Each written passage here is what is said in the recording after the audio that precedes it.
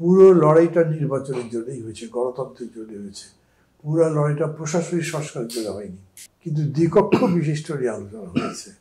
এবং ধরেন এখন দেশের বড় দল বিএনপি, তারাও বলে তারা দ্বিকক্ষ বিশিষ্ট চায়, এখনো বলছে। কিন্তু দ্বিকক্ষ মানে উপরের চেম্বারটা কিভাবে হবে এটা নিয়ে কোনো কথা বলা হয়নি।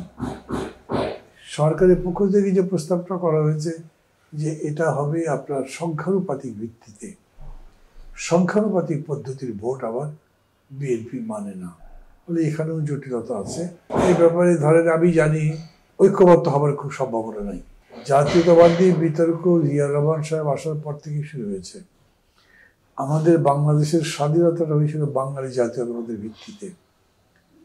যেহেতু বাঙালিরাই এই দেশের মূল শক্তি ছিল, ফলে তাদের আন্দোলনের সামনে আর যে সমস্ত নৃগোষ্ঠী আছে তাদের কথা আসে নাই। স্বাধীনতার পরে তারা কথা তুলেছে, আমরা তাহলে কোথায় দাঁড়াবো। জিয়া রহমান বাংলাদেশি জাতীয়তাবাদের কথা বলেছে। বিতর্কটা মূলত ওই জায়গাতে। ওই বিতর্কের নিষ্পত্তি এখনো হয় নাই।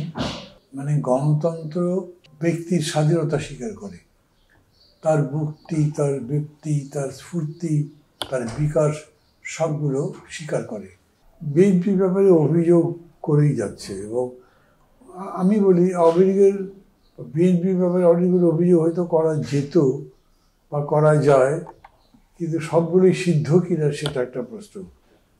আওয়ামী লীগের ব্যাপারে আমি আবার বলি, অ্যাটর্নি জেনারেল প্রথম বলেছেন যে আমরা এদেরকে ব্যান করতে চাই না।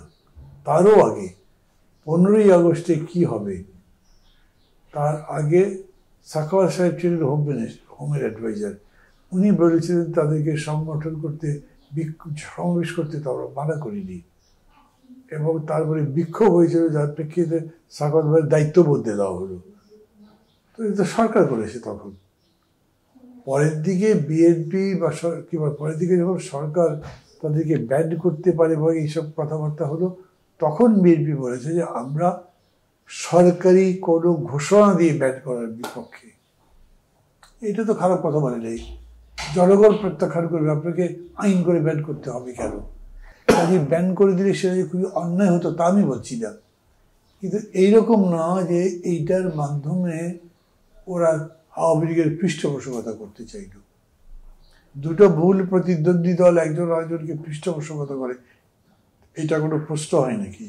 এমনকি এই যে গুম কমিশন রিপোর্ট দিয়েছে যে 5 আগস্টের পরে অনেকগুলো ডকুমেন্ট ধ্বংস করা হয়েছে। তো কারা ধ্বংস করে তাদের খুঁজে বার করতে পারে না। গভর্নমেন্টের এফিসিয়েন্সির সমস্যা আছে। তারা তাদের গোয়েন্দা তৎপরতা এমন বাড়াতে পারে না যে গুমের উপরে কমিশন হয়েছে, তদন্ত হচ্ছে, সে সময় ডকুমেন্ট উধাও হয়ে যাচ্ছে।